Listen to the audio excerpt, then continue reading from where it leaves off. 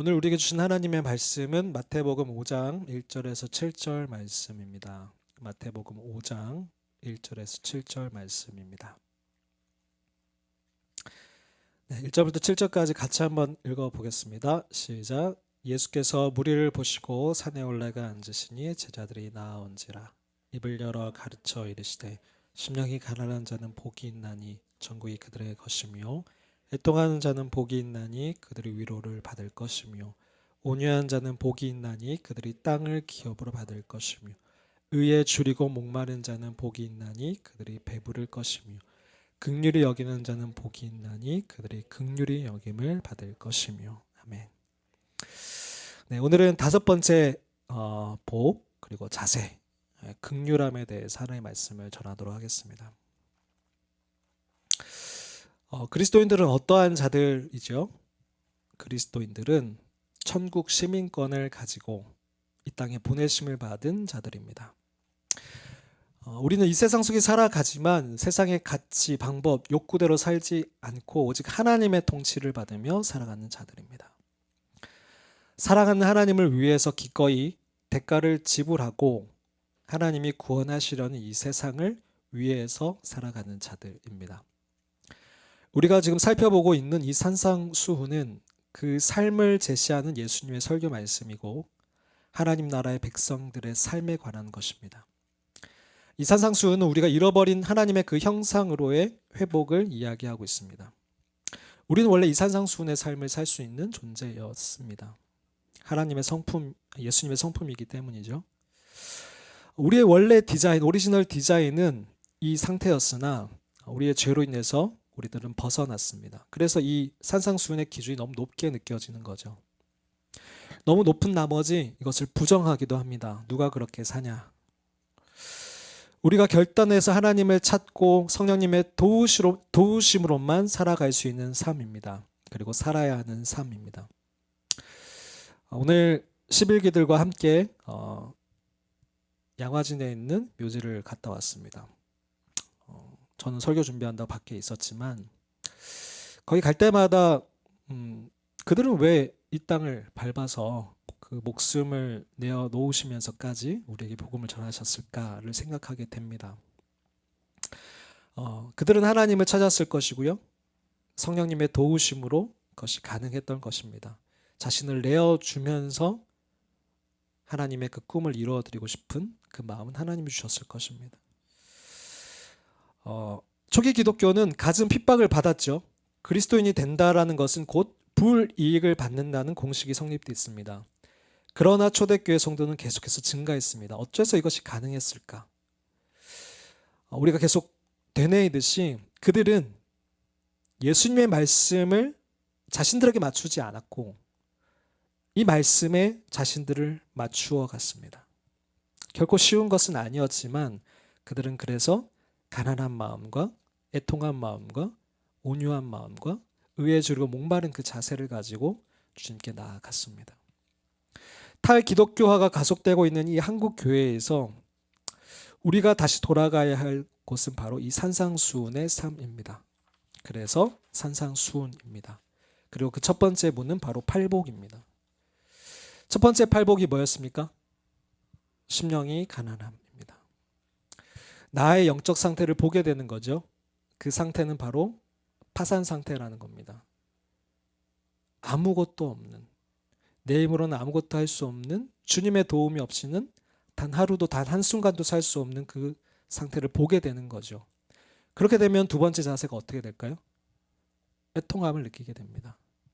영적 파산 상태에 대한 반응이죠. 주님 나를 용서해 주세요. 나는 이러한 자입니다. 주님 나를 구원해 주세요. 나를 구원하실 분은, 치유하실 분은 오직 당신뿐입니다. 라는 그 간절한 갈망이 나오는 감정입니다.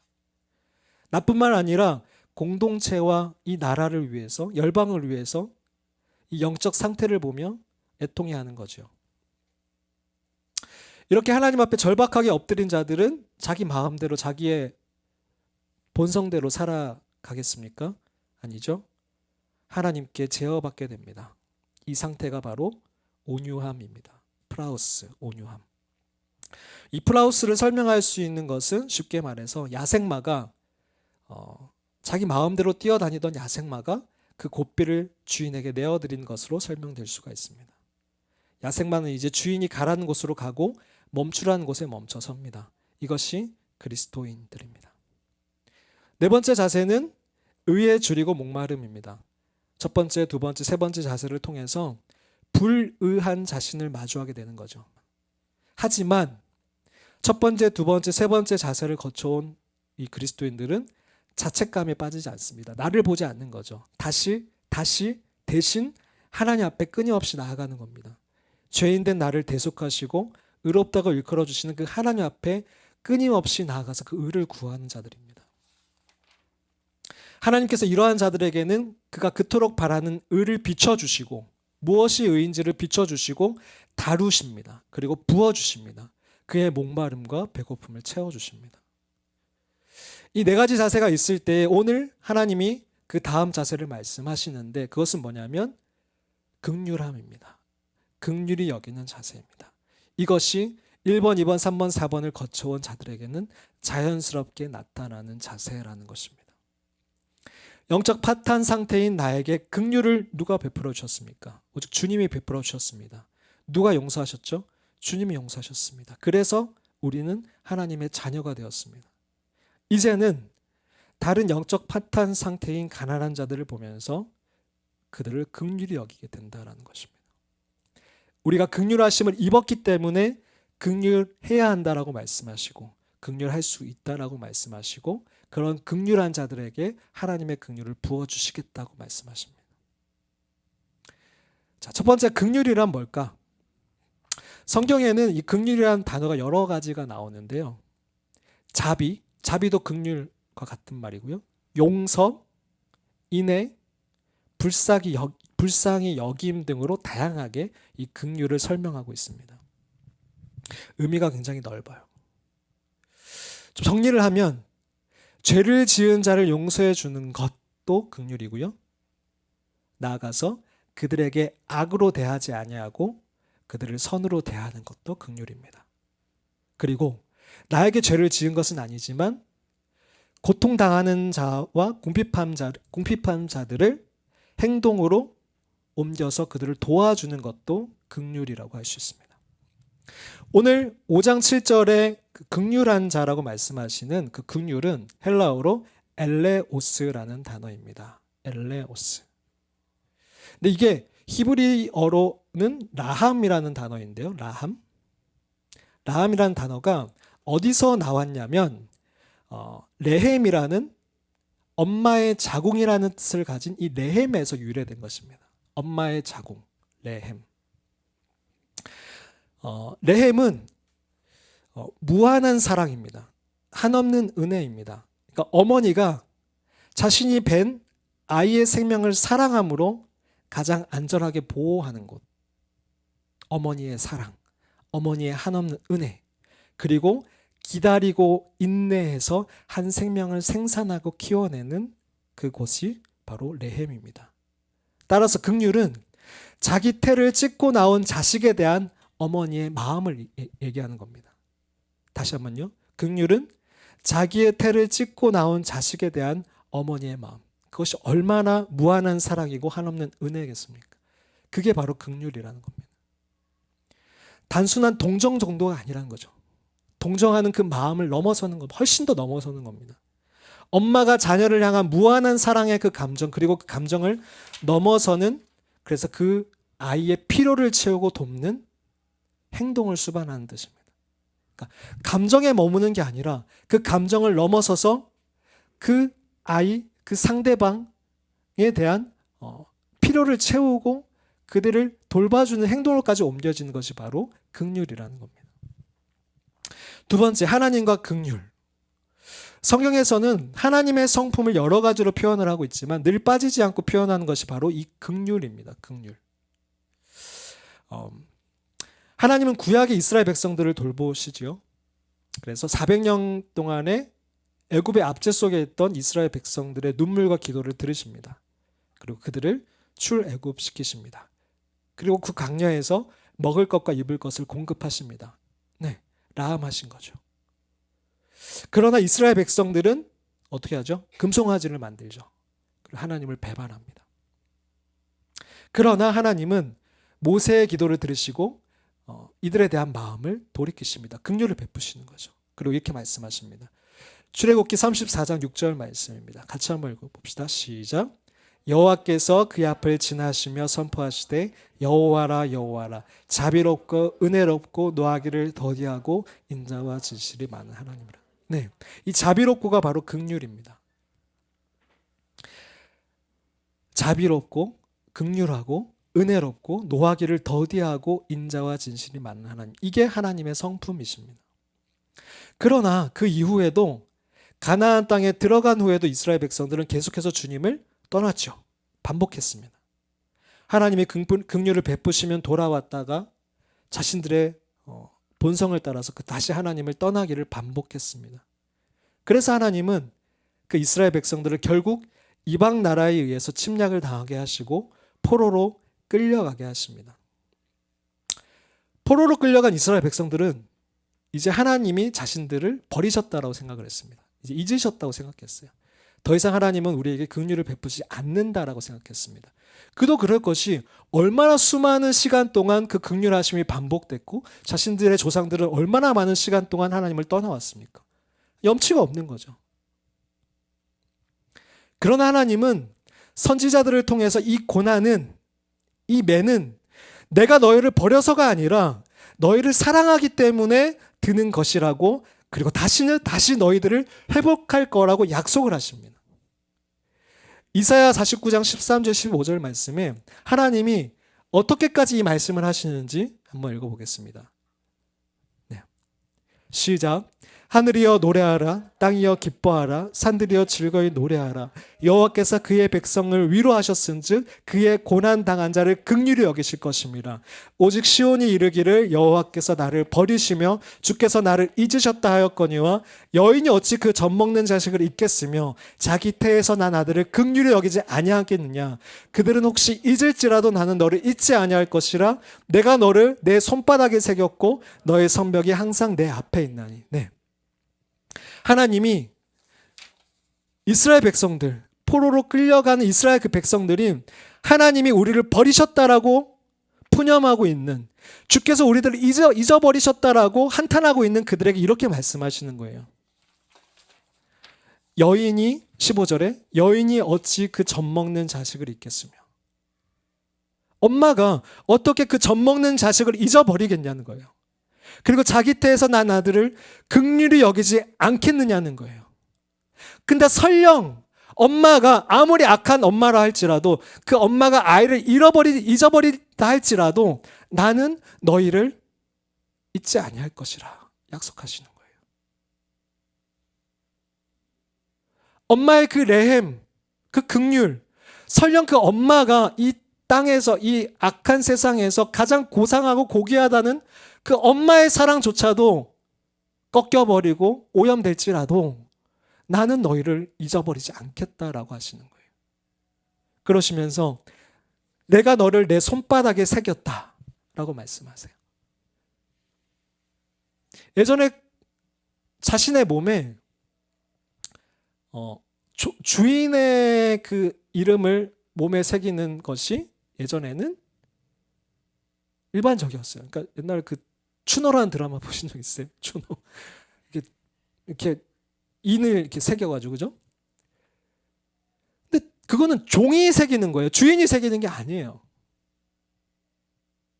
근데 하나님이 내 손바닥에 너희를 새겼다라고 말씀하시는 거예요. 하나님이 우리보다 더 낮은 자리로 오셔서 내가 너희 이마에 나를 새긴 게 아니라 너희 이름을 나의 손바닥에 새겼다라고까지 말씀하시는 거예요. 내가 너희를 어떻게 잊겠냐라고요.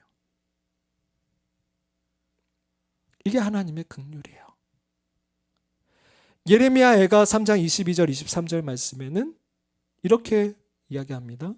여호와의 인자와 긍휼이 무궁하심으로 끝이 없으심으로 우리가 진멸되지 아니함이니이다. 이것들이 아침마다 새로우니, 하나님의 인자와 긍휼이 아침마다 새로우니 주의 성실하심이 크시도소이다. 이렇게 하나님의 긍휼하심을 노래합니다. 신약에 와서도 하나님의 긍휼 그 자체가 바로 예수 그리스도이십니다. 그래서 베드로전서에서 베드로가 이렇게 얘기합니다. 너희가 전에는 백성이 아니던 이제 하나님의 백성이요. 전에는 긍휼을 얻지 못하였더니 이제는 긍휼을 얻은 자니라. 너희는 이제 하나님의 긍휼을 얻은 자다. 하나님의 백성이다 라고 말씀합니다. 이게 하나님의 긍휼입니다. 세 번째, 하나님의 자녀와 긍휼. 하나님은 우리들에게 긍휼을 베푸셨습니다. 그리고 이제 너희도 나의 자녀로서 이 세상에 그 긍휼을 베풀라라고 말씀하십니다. 긍휼은 하나님의 속성입니다. 망가진 우리들 인간들의 속성이 아니에요. 어제 보경이가 제 애니어그램이 뭐냐고 물어보더라고요. 전 애니어그램이 뭔지 몰라요. 2번 같대요. 가난한 자를 지나칠 것 같지 않대요. 사람을 잘못 보더라고요. 사람 참 잘 못 보더라고요. 근데 저 같은 사람도 주님의 은혜, 저에게는 그런 속성이 없지만 주님의 은혜가 부어질 때 가난하고 애통하고 주님의 의에 줄이고 목마를 때 그 주님의 안에서는 그 긍휼함이 나올 때가 있어요. 우리의 속성이 아니에요, 그건. 긍휼은. 근데 하나님이 우리들에게 그 긍휼을 베풀어 주시고 거기서 머무는 것이 아니라 이제 너희가 그 긍휼을 이 세상에 베풀라라고 말씀하세요. 우리도 하나님을 닮아 그렇게 하기를 원하시는 거죠. 산상수훈에 있는 마태복음 6장 9절 말씀, 그러니까 주기도문이 나오는데 그 주기도문에 이런 구절이 있다는 걸 여러분 아실 거예요. 주기도문을 외우시는 분들은 주기도문에 이런 구절이 나오잖아요. 우리가 우리에게 죄 지은 자를 사하여 준 것 같이 우리 죄를 사하여 주옵시고. 그리고 말미에 14절 15절은 이렇게 나와요. 너희가 사람의 잘못을 용서하면 너희 하늘 아버지께서도 너희 잘못을 용서하시려니와. 이것만 봐도 하나님이 우리에게 용서와 긍휼을 베푸시는 것과 우리가 다른 사람에게 용서를 긍휼을 베푸는 것에는 밀접한 관계가 있다는 것을 볼 수가 있어요. 이게 떨어질 수 없다라는 겁니다. 너희가 사람의 잘못을 용서하면 너희 하늘 아버지께서도 너희 잘못을 용서하시려니와. 먼저는 하나님이 우리에게 긍휼을 베풀어 주셨죠. 근데 우리가 그 긍휼을 그냥 멈추어 버린다라면 하나님과의 그 관계는 문제가 생길 수 있다는 겁니다. 경험상 있죠. 하나님 우리를 용서하셨지만 우리가 누군가를 용서하지 않을 때 하나님과 그 관계에 문제가 생기는 경험이 있잖아요. 그래서 마태복음 18장에 베드로가 예수님께 물어봅니다. 예수님, 우리에게 죄 지은 사람들을 몇 번이나 용서해야 됩니까? 그러면서 예수님이 이런 말씀을 하셨어요. 이런 비유를 드셨습니다. 1만 달란트 빚진 자에 대한 비유를 드셨어요. 마태복음 18장 21절 25절 말씀에 그러므로 천국은 그 종들과 결산하려 하던 어떤 임금과 같으니 결산할 때에 10,000달란트 빚진 자 하나를 데려오매 갚을 것이 없는지라. 이 10,000달란트가 얼마나 큰 돈인지 아세요? 그러니까 이때에 달란트라고 하는 것은 가장 큰 돈의 단위였던 거예요.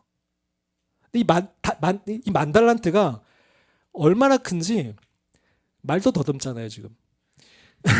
그러니까 한 달란트가 6,000데나리온이었대요. 자, 머리 이제 돌려봅시다. 한 달란트가 6,000데나리온이에요.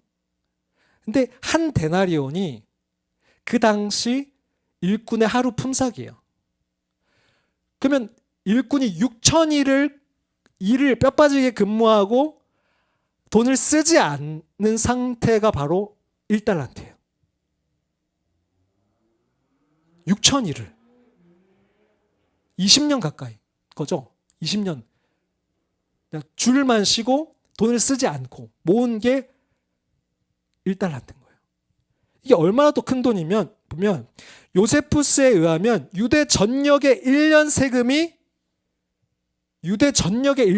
얼마였을 것 같아요? 유대 전역에서 거둔 세금이 1년 동안 거둔 세금이 800달란트였대요.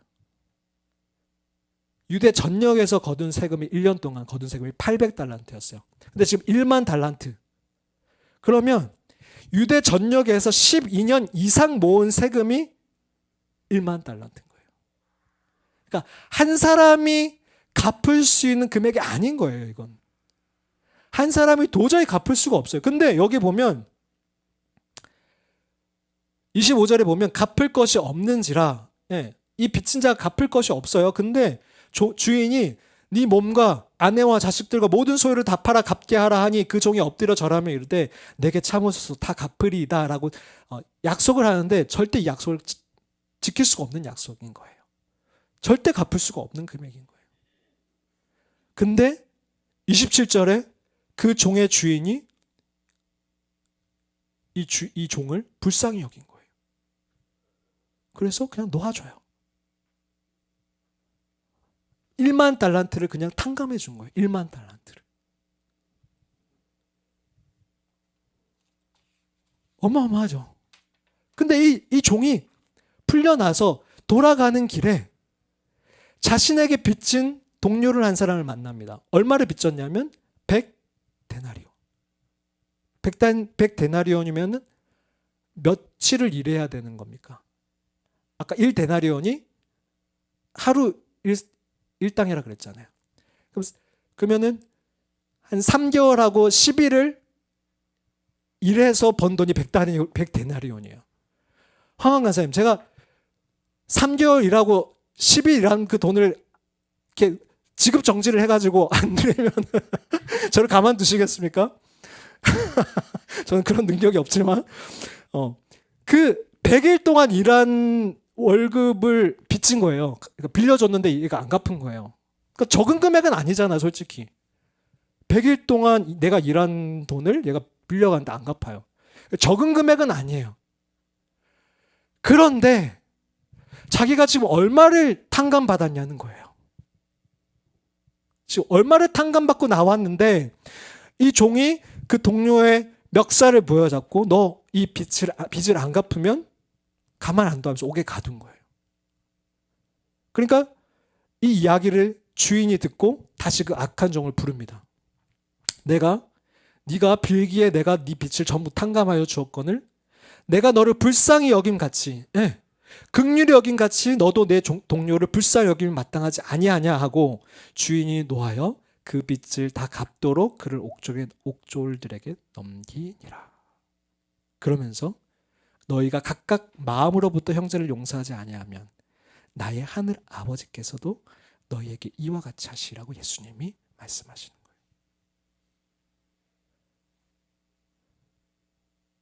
나에게 죄를 지은 그 사람이 지은 죄들이 결코 가볍진 않아요. 나를 화나게 하고 나에게 상처를 준 그 죄들이 결코 가볍지가 않아요. 하나님은 그걸 가볍다고 하시는 건 아니에요. 그러나 내가 그 하나님에게 얼마만큼 탕감을 받았냐를 보라는 거예요.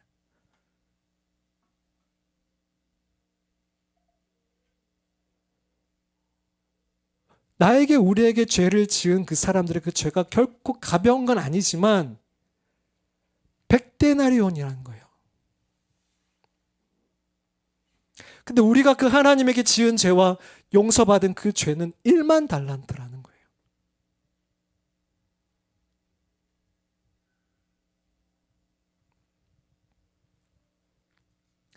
결코 쉬운 건 아니에요. 누군가를 용서한다는 것이. 그러나 나를 긍휼히 여겨 주시는 주실 그 하나님의 은혜를 바라보면서 그 하나님이 나의 긍휼히 여기셨고 그 하나님이 내가 긍휼히 여길 것을 원하시기 때문에 내가 그 하나님의 그 마음을 품고 은혜를 구하며 그 사람을 용서하고 풀어주는 거예요. 용서는 감정이 아니라 의지예요. 우리가 용서하고 감정이 남아있을 수 있지만 거기에 매여 있으면 안 된다는 거예요. 하나님의 말씀을 믿고 그 말씀대로 우리의 의지를 들여 그 사람을 용서하고 축복해서 풀어줘야 해요. 이거는 하나님이 우리를 위해서 하시는 말씀이에요. 우리를 위해서 하시는 말씀이에요. 여러분을 사랑하셔서 하시는 말씀이에요. 너희들이 재판관이 되지 마라. 너희들이 그 칼자루를 쥐고 있지 마라. 선으로 악을 이겨라.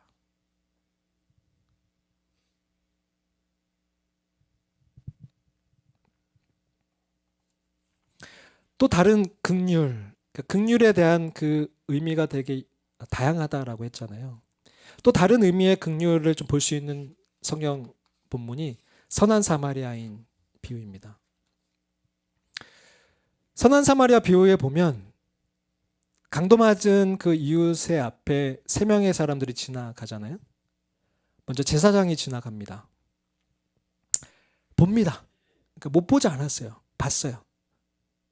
근데 감정을 느끼지 못한 거예요.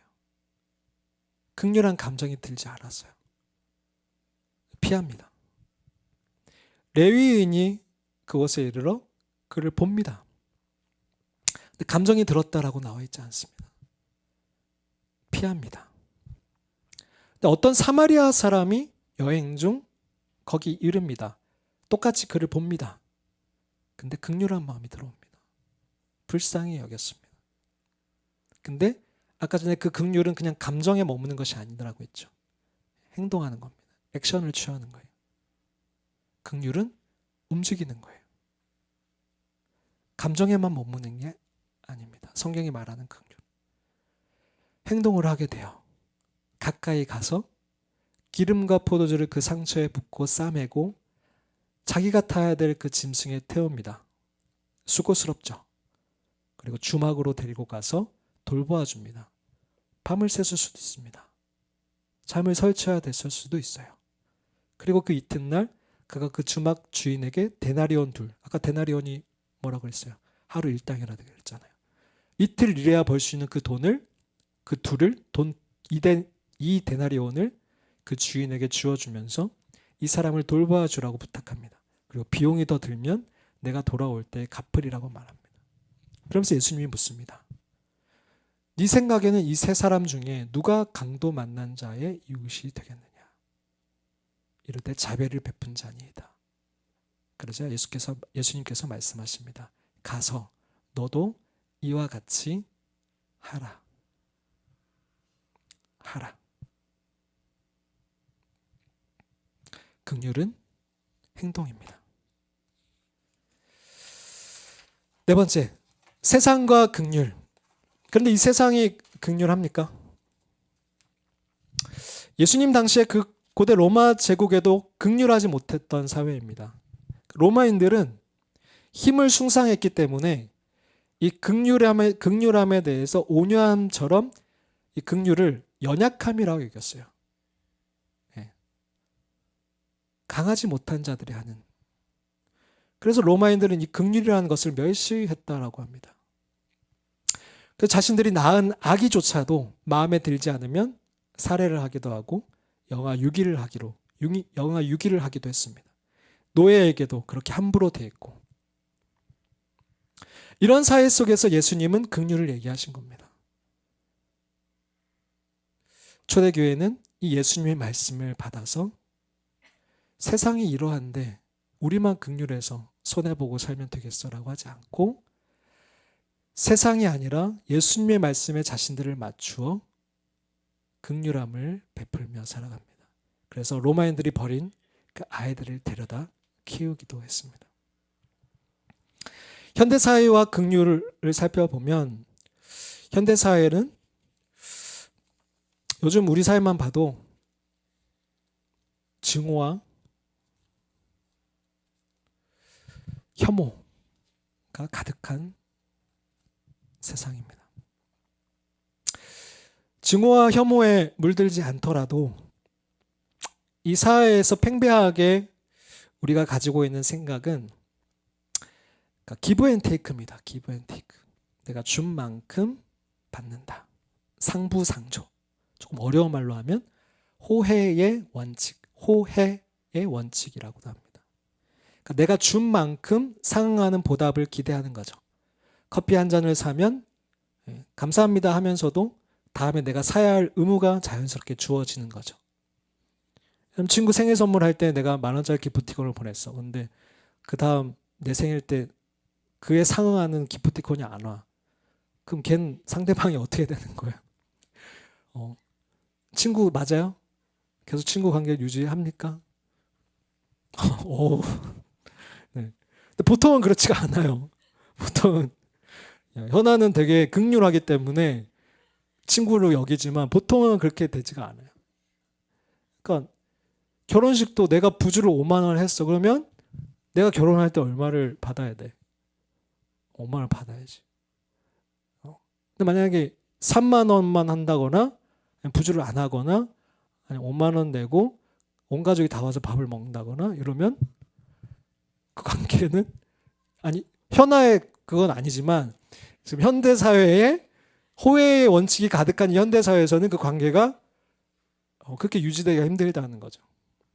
그러니까 기브 앤 테이크예요. 내가 준 만큼 얻는 그게 사회의 가치관이에요.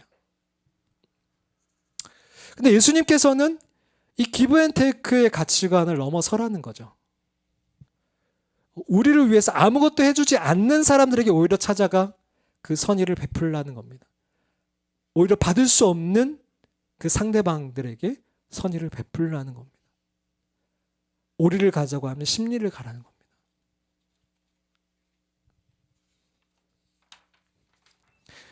누가복음 6장 32절 33절 말씀에 예수님이 그래서 이런 말씀을 하십니다. 같이 한번 읽읍시다. 시작.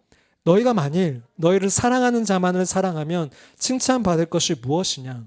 죄인들도 사랑하는 자를 사랑하느니라. 너희가 만일 너희를 선대하는 자만을 선대하면 칭찬받을 것이 무엇이냐? 죄인들도 이렇게 하느니라. 너희에게 선대하는 자들만 선대하면 그게 무슨 그리스도인들이냐? 그거는 세상 사람도 다 하는 거 아니냐? 하나님 나라는 넘침에 있다라는 겁니다. 넘침에. 하나님 나라는 이 세상의 기준을 훌쩍 뛰어넘는 겁니다. 받은 만큼 돌려줌이 아니라는 겁니다.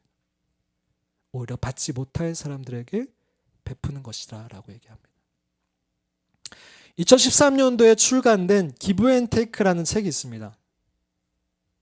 이 책에 보면 세 가지 유형의 사람들이 나오는데 첫 번째는 매처가 나옵니다. 매처. 매치하다 할 때 그 매치. 이 사람은 이 매처라는 부류의 사람들은 어떤 사람들이냐면 손해와 이익이 균형을 이루는 사람들. 그러니까 조금 전에 얘기한 그 호혜의 법칙대로 사는 사람들. 공평함을 중요시합니다. 내가 도움을 주면 반드시 보답을 받고 싶어하고 반대로 도움을 받으면 꼭 보답을 하려고 노력을 합니다. 호혜의 원칙을 따르는 사람들입니다. 두 번째 부류의 사람들은 테이커입니다. 테이커. 자신이 얻는 것을 최우선으로 생각하는 사람들이에요. 자신이 준 것보다 더 많이 받기를 갈망하는 사람들이에요. 그러니까 돕는 이유도 자신에게 이득이 되는 경우에만 행동하고 도와줍니다. 다른 사람에게 필요한 것보다 자신의 이익을 우선시하고 세상을 치열한 경쟁의 장으로 보는 사람들이 테이커입니다. 세 번째 부류의 사람들은 기버입니다. 기버. 주는 자들. 타인을 돕는 데 주된 목적을 두는 사람들. 무언가를 얻기 위해서가 아니라 타인의 행복이나 성공을 도와주고자 행동하는 사람들. 상대방의 성공을 돕는 것에 큰 보람을 느끼고 베풀려는 성향을 가진 사람들입니다. 근데 재밌는 건 이 저자가 장기적으로 가장 높은 성취를 이루는 부류의 사람들을 누구라고 했겠습니까? 테이커? 기버입니다. 기버. 이 저자가 장기적으로 이 사회 속에서 가장 높은 성취를 이루는 이 성공의 사다리에서 가장 높이 있는 자들 부류가 뭐냐면 기버라는 거예요. 이 저자가 그렇게 주장을 하고 있어요. 그런데 이 저자가 얘기하는 건 모든 기버가 이 성공 사다리 위에 있는 건 아니라는 거예요. 오히려 성공 사다리 맨 밑에 있는 사람들도 기버라는 거예요. 그러니까 그러면서 이 저자는 잘못된 방식의 기버가 있고 효과적인 방식의 기버가 있다라고 얘기를 하고 있어요. 그러니까 세상적인 가치관으로 봤을 때 테이크하는 사람들이 높은 자리에 있을 것 같은데 오히려 대가 없이 주는 사람들이 위쪽에 있네? 이걸 분석하다 보니까 이런 결과가 나온 거죠. 근데 이걸 잘못 보게 되면 세상 사람들은 어떻게 이걸 악용을 할까요? 마치 놀부가 그 동생이 대가 없이 그 제비의 다리를 쌈에서 고쳐주고 날려보냈을 때 박씨를 물어와서 그 박씨를 쥐붕에 얹었더니 그 박이 열렸고 그 박을 이렇게 톱으로 했더니 막 금은보화가 쏟아나와져서 이 놀부도 똑같이 그렇게 금은보화를 갖고 싶어서 박씨를 일부러 땅에 가지고 와서 부러뜨리고 고쳐주고 그 박씨를 제비가 물고 오니까 그 박씨를 다시 뿌려가지고 이런 식으로 이 책을 오해할 수도 있어요. 그러니까 가장 높은 성공의 사다리에 기버가 있다고 하니까 이 책을 읽는 사람들은 그 높은 성공의 사다리에 오르고 싶어서 기버가 되려고 할 수도 있는 거죠. 많은 세상 사람들은 그렇게 기버를 놀부의 그 심보를 가지고 이용할 수도 있는 거예요. 성경에 말하는 예수님이 말씀하시는 그 기버는 이게 아니라는 거예요. 높은 성공의 사다리에 오르고 싶어서 그 기버를 이용하는 그 테이커들이 아니라는 거예요. 예수님은 비록 성공의 사다리 아래에 있든 예수님이 하나님께서 그 성공의 사다리 높이에 올리든 상관없이 그 결과에 상관없이 하나님이 나에게 긍휼을 베푸신 그 사랑으로 주어주는 자들, 기뻐하는 자들을 예수님이 말씀하시는 거예요.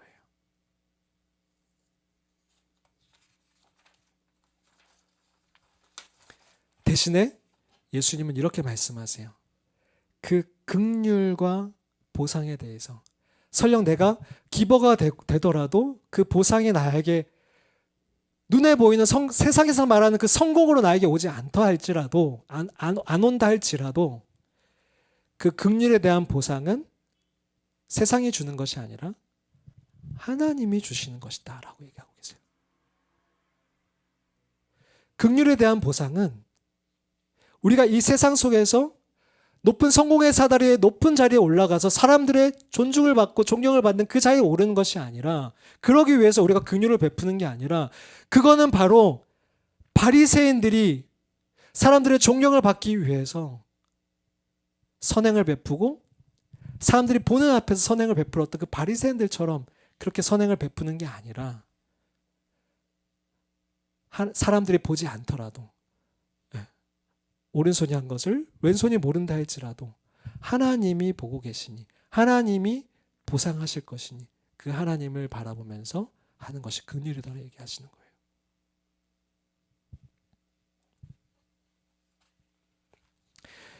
긍휼의 보상은 내가 준 그 사람에게 받는 것이 아니라 하나님께 받는 거예요.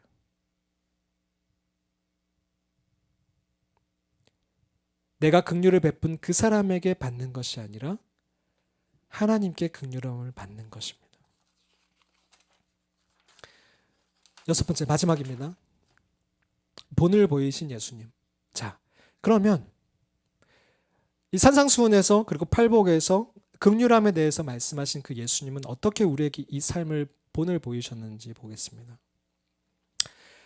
예수님의 모든 사역은 이 긍휼한 마음이 밑바탕이 됐어요.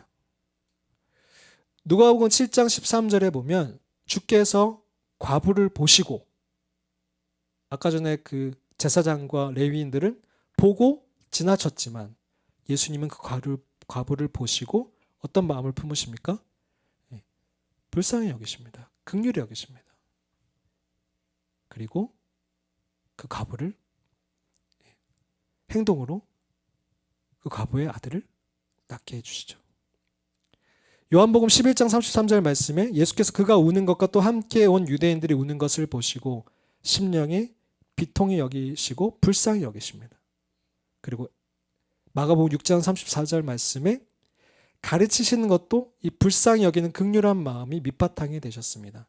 불쌍히 여기사 가르치셨어요. 목자 없는 양 같음 있나요?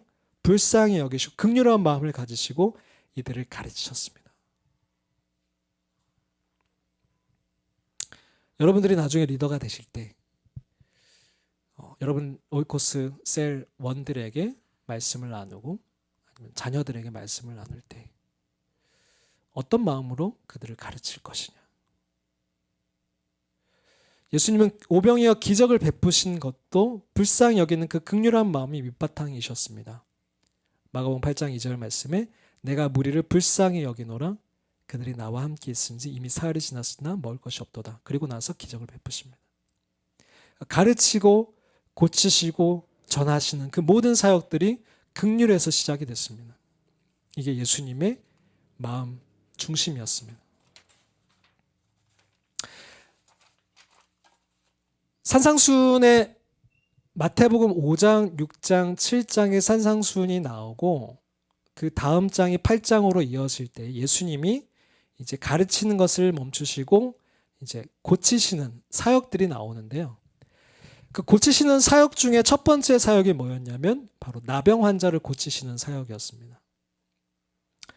이 사역을 볼 때 예수님께서 우리들을, 당신의 자녀들을, 백성들을 얼마나 긍휼히 여기셨는지를 볼 수가 있습니다.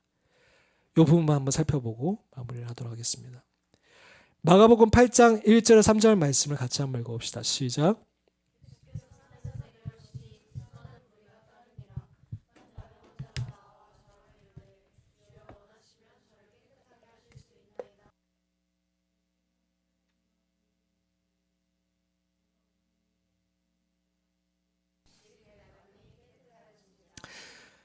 예수님께서 산상수훈의 설교를 하시고 산에 내려오시면서 첫 사역을 하셨습니다.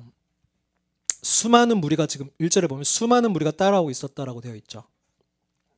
근데 그때 한 나병 환자가 그 수많은 무리 가운데를 뚫고 예수님께 나옵니다. 이때 나병 환자가 어떤 자였습니까? 그러니까 여러분들이 상식적으로 이렇게 들어왔던 것만 해도 나병 환자가 사회에서 우선시되고 강자였습니까? 아니면 약자였습니까? 후자죠. 약자였죠. 최약자였습니다. 최약자. 제가 부산의 용호동이라는 데에서 살았었습니다. 그 용호동에 5, 6도가 있어요. 5, 6도. 들어봤어요? 그러니까 날씨가 좋으면 섬이 6개가 보이고 날씨가 안 좋으면 섬이 5개가 보인다는 5, 6도가 있어요. 그 5, 6도 앞에 이 나병 환자촌이 있습니다. 근데 그 나병 환자촌은 지금 나병 환자가 진행되고 있는 사람들이 사는 데가 아니라 나병 환자가 고침을 받은 나병 환자들이 모여 사는 곳이었어요. 그럼에도 제가 어릴 때는 어른들이 거기 가지 말라고 했어요.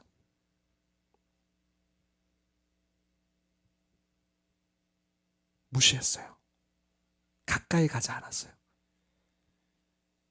나중에 그 나병 환자들이 어디로 이주를 하고 나서 거기를 가봤어요. 좋은 집이 없어요.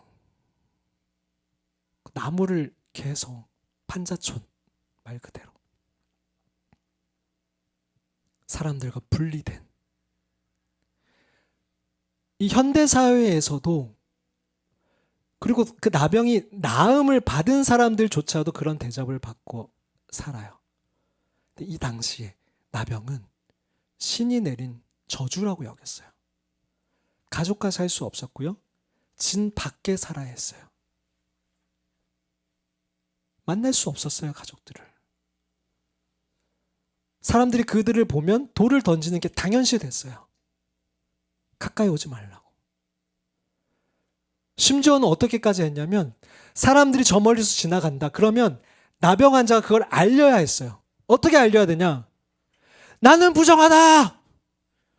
나는 부정하다! 소리를 치면서 지나가는 사람이 저기 나병 환자네?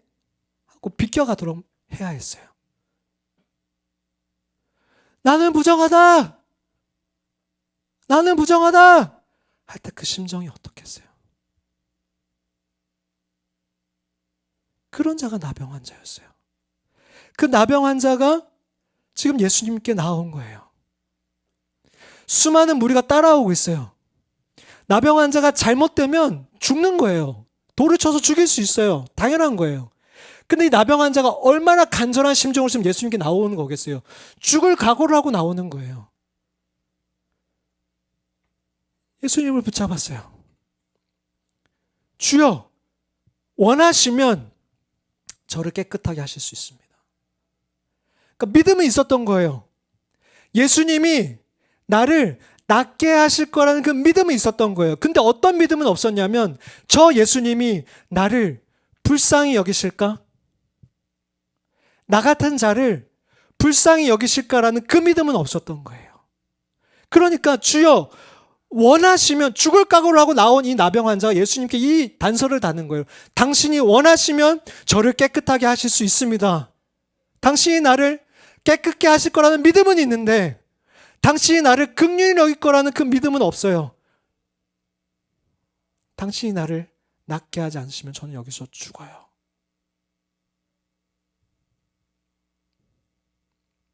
그때 예수님께서 지금 어떻게 하시는 겁니까?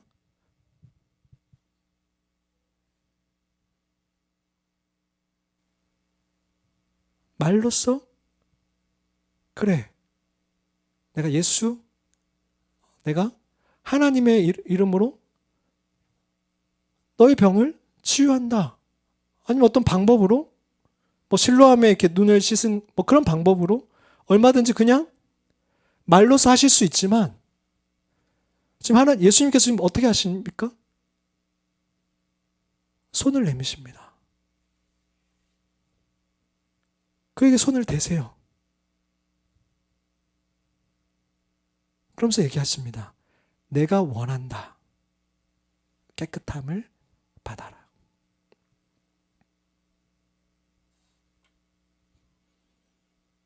긍휼함이었어요.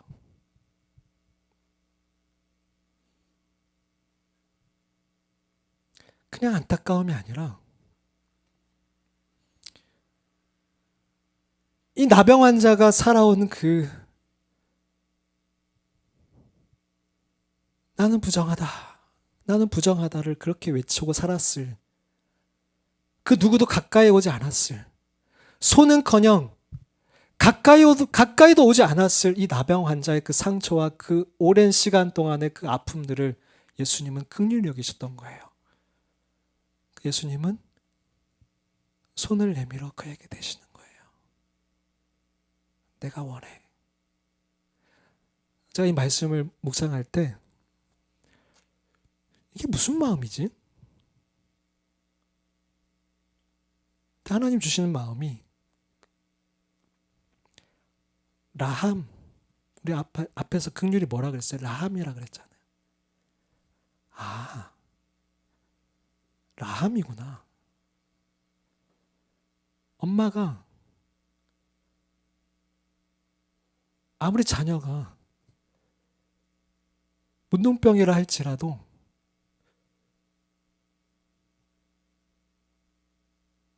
그 마음속에 엄마가 이 자녀에 대한 그 긍휼함이 있다면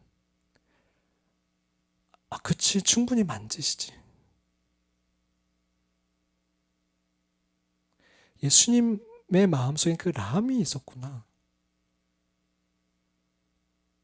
태아가 엄마의 자궁 속에 있을 때 엄마가 그 태아를 바라보는 그 마음, 그 라함으로 예수님이 그에게 손을 내밀어 그에게 대셨던 거구나. 그럼 그건 너무 당연한 거잖아요. 그래서 그런 거구나. 이해가 됐어요.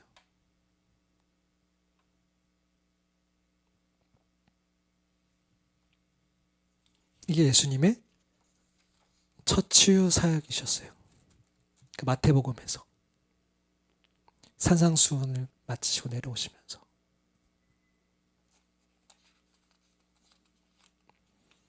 마태복음은 그 산상수훈을 이렇게 한 곳에서 하셨던 게 아니라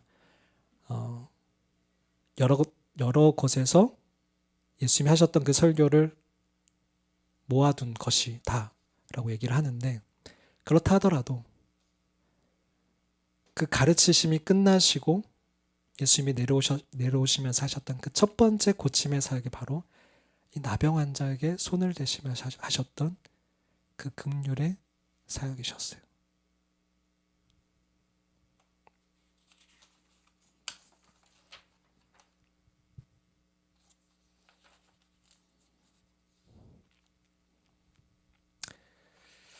말씀을 마무리하겠습니다.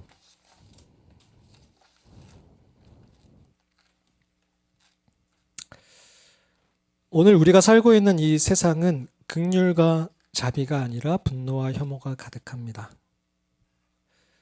그것은 우리의 깨어진 본성이고 우리 사회가 하나님을 떠난 증거입니다. 갈수록 혐오와 갈등이 커지는 이 세상에서 하나님께서 우리에게 오늘 말씀하시는 그 자세는 긍휼함이었습니다. 오늘 마태복음 8장에서 예수님의 긍휼하심을 입은 나병 환자는 1만 달란트를 탕감받은 자였습니다. 나병 환자는 고침을 받고 고향으로 돌아갔겠지요. 그리고 예전 자신이 나병에 걸렸을 때 매몰차고 가슴을 후벼 파는 상처를 줬을 그 마을 사람들을 만났을 것입니다.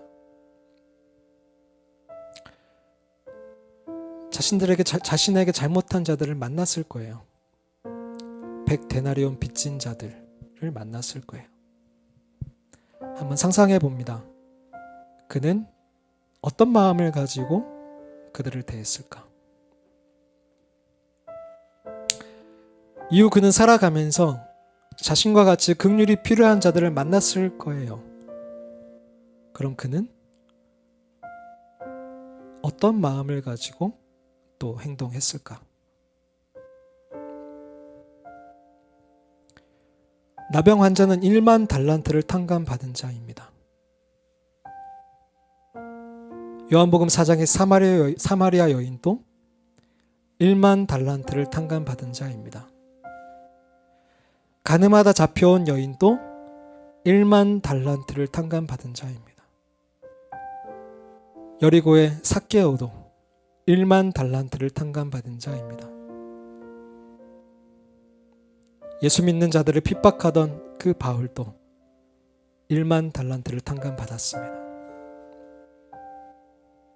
그리고 저도 우리도 그렇습니다.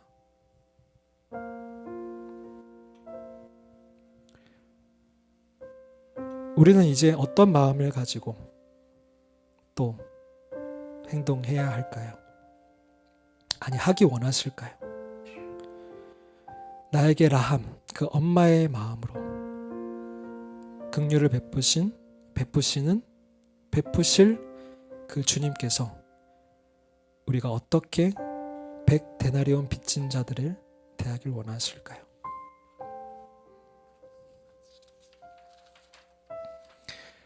그분께서 오늘 여기 우리 모두에게 간곡히 초청하시는 자세가 바로 엘레오스, 라함, 긍휼히 여기는 자는 복이 있다 하십니다.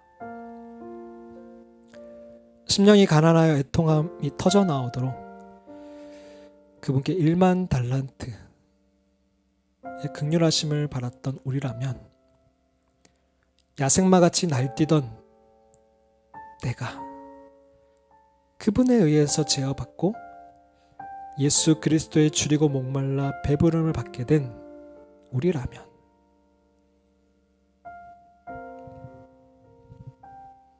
우리는 이 긍휼함 앞에서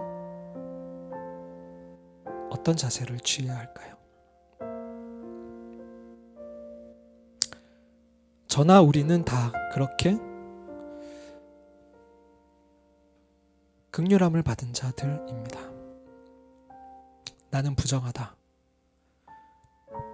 부정하다 외치던 나를 예수님이 원하셔서 손을 대고 만져주셔서 안아주셔서 이 자리에 있게 된 자들입니다. 살다가 100데나리온 빚진 자를 대하게 될 때면 그것이 결코 적은 것은 아니지만 도저히 갚을 수 없는 빚을 주님 앞에 탕감받은 자들, 우리가 그들을 어떻게 대해야 하겠습니까?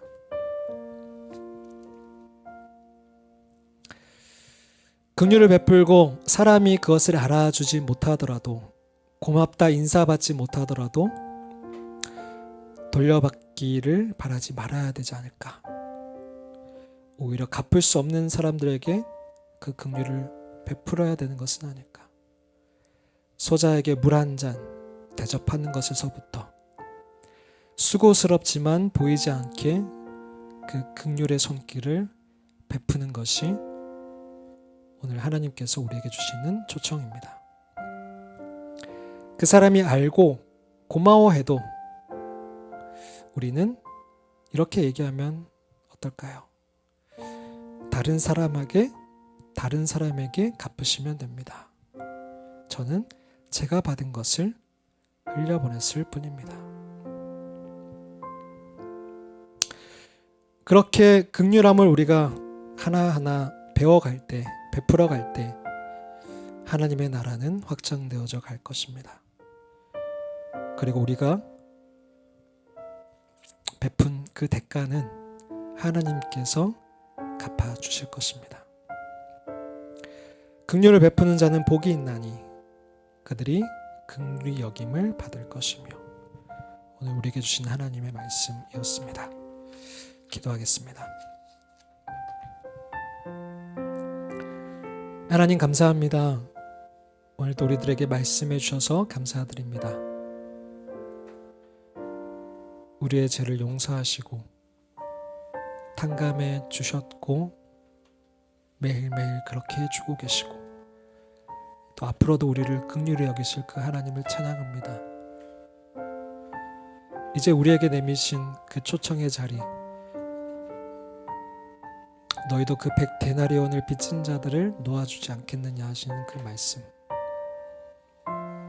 너희도 가서 이와 같이 하라 라고 말씀하신 그 말씀, 그 말씀에 우리가 우리의 마음과 결단과 의지를 드리기 원합니다. 주님 도와주십시오. 우리에겐 그런 마음이 없습니다. 주님, 주님의 은혜가 필요합니다. 이 시간 우리가 주님의 그 긍휼하심을 찬양하고 다시금 되새기며 그 긍휼하심을 다시금 보게 하시고 깨닫게 하시고 주님의 나를 얼마나 긍휼히 여기셨는지를 보게 하시고 깨닫게 하셔서 우리가 돌아가서 100데나리온 빚진 자들을 놓아줄 수 있는 사마리아 사람처럼 우리의 수고로운 그 섬김으로 그들을 도와줄 수 있는 저와 우리들 모두가 될 수 있도록 주님 도와주시옵소서.